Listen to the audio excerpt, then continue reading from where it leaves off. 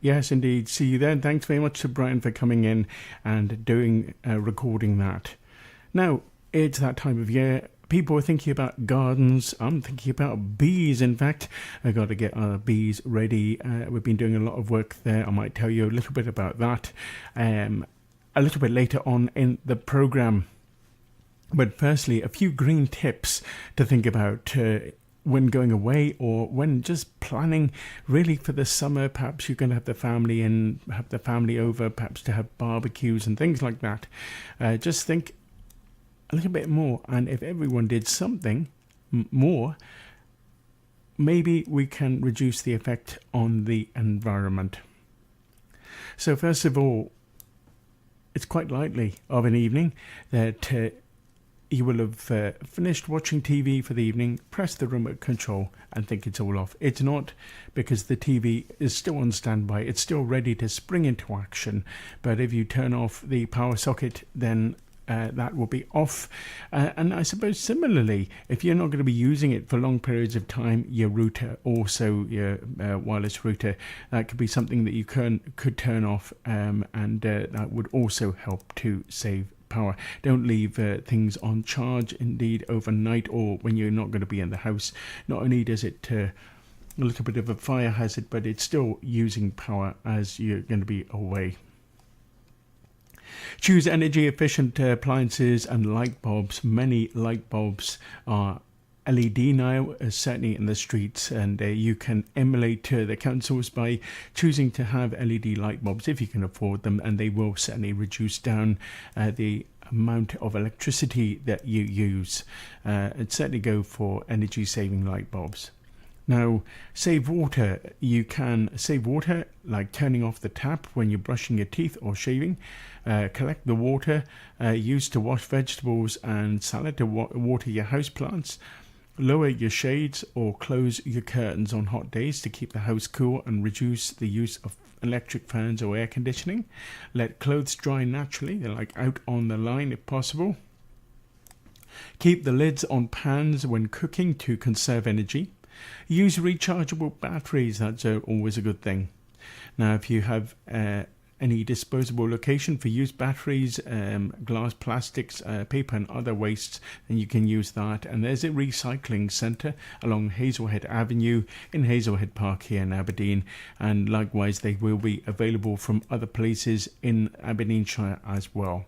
Don't use throwaway products like paper plates, napkins or plastic knives or forks or cups, and send electronic greetings over the email instead of paper or cards. And if you can, when it's a birthday time or something, do recycle and reuse wrapping paper, and also these envelopes as well. Envelopes could be reused as well, and certainly these padded pockets, envelopes that can be reused as well. If you can, do what you can to save that. Now, while you're out shopping, do buy fruit and vegetables that are in season to help reduce enormous transport costs resulting from importing produce, and where possible choose locally produced food. That may mean that you might have to walk around a wee bit, but you can do that. When buying fish, look out for a variety of non-endangered species and buy local fish if possible. Like, for example, up here it would be fish caught from the North Sea and preferably closer to Aberdeen.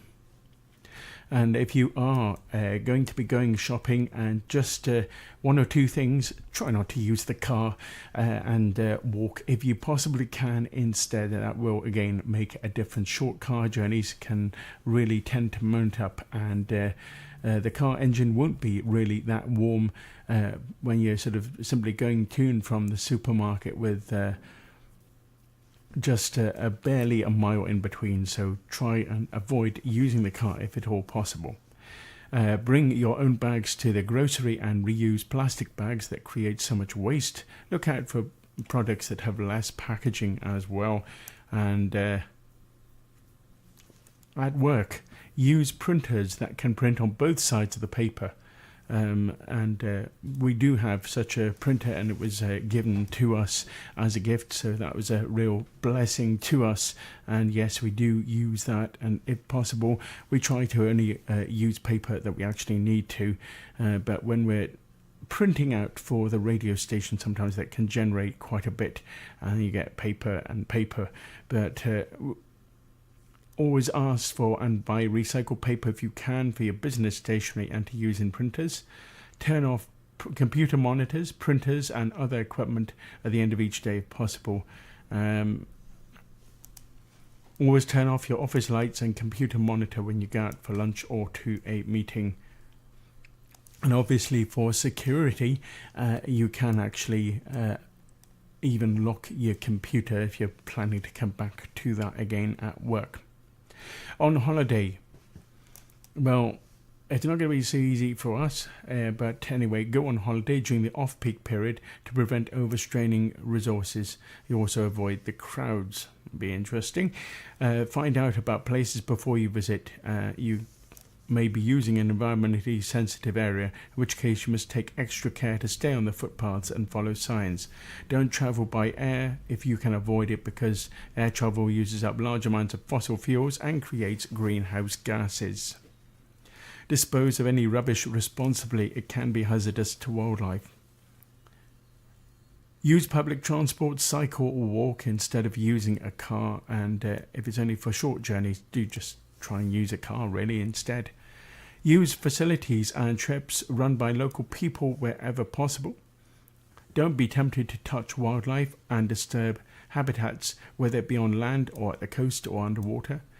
Be careful what you choose to bring home as a holiday souvenir, and many species such as coral and conch shells to elephants and alligators are endangered because they're killed for curios or souvenirs. Don't leave any rubbish at the beach. It can be dangerous for wildlife. Boats and jet skis create noise and chemical pollution that is very disturbing to wildlife. And don't keep running the engine unnecessarily. Just a few hints and tips for you, but still keep in mind that if we make an effort to do something for the environment, and if we all do that, cutting down our use of fossil fuels, cutting down our use of cars, choosing, for example, petrol over diesel, choosing electric over petrol if we possibly can, choosing to walk instead of take the car or cycle, or even take the bus. And buses, well, we've got hydrogen buses here in Aberdeen, and we've also got cleaner hybrid buses as well. And definitely, if you can, take the bus or walk or whatever.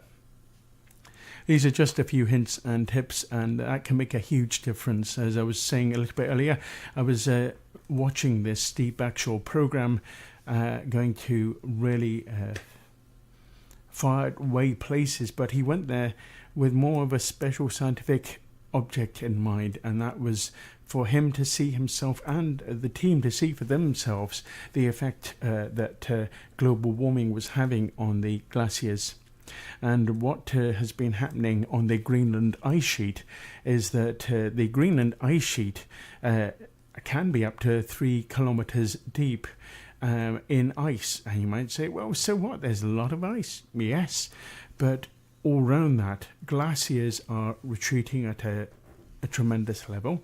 The ice sheet itself reflects a lot of the energy into space, a lot of the sun's energy, but the land around it is absorbing huge amounts of energy because that land is dark. And that means that with less reflection of the energy and with more melting, it makes for the oceans absorbing a lot of heat as well. And more melting leads to a rise in ocean levels, and more melting can then affect the amount that the Greenland ice sheet, or indeed even in Antarctica, will be able to reflect.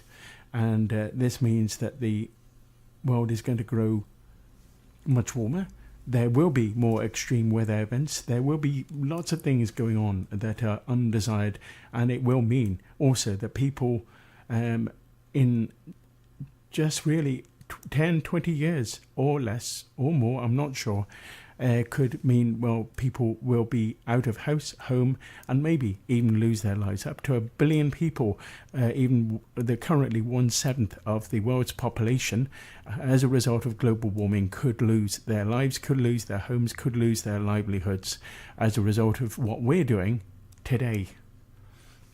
And one of the things that Steve Backshaw was seeing is how the ice, which normally holds together the rocks on the mountains, because the ice was melting, and it's actually making the mountains much, much more friable. And you say, well, so what's that to me? It means that these places and everything that supports them, it means that they're going to disappear much more quickly, and it means that the support that's there to keep this ice sheet in place and to keep it doing what it needs to do, because it affects even the world climate. This ice sheet will get thinner and thinner, and everything that supports it will go, because the mountains will crumble away. And this has been shown by Steve Backshaw and his team, and indeed by many scientists. So everything that we do does have an effect, and we can make a huge difference if we try. Let's think about that, but let's get on to our third community element.